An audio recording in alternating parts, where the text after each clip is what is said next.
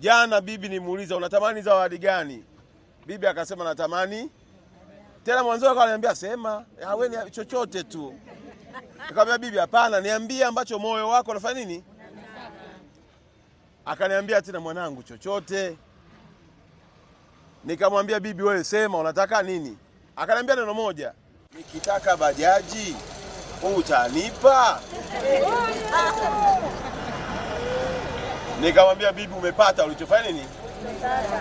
Ningeweza kumpa zawadi yangu mimi, ingekuwa ni zawadi ninayotamani mimi, lakini yeye alikuwa na tamanio lake moyoni. Na wakati nakubali kumpa bibi bajaji, kwanza ilikuwa sijui bei yake. Nikamtuma msaidizi wangu mmoja anaitwa John, hebu niangalizie bei ya bajaji. Akaja na bajaji bei ya milioni 11.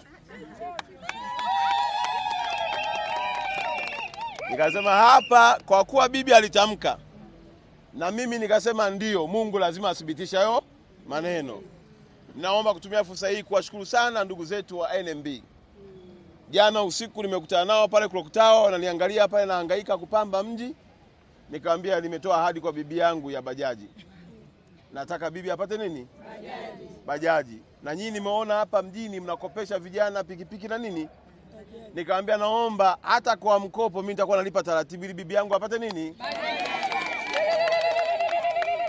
Kwa hiyo walikubali ya kwamba wataniingiza kwenye orodha ya wadaiwa wa NMB ili bibi yangu apate nini? Bajaji. Lakini leo asubuhi wakapiga simu wakasema tunahangaika na bajaji.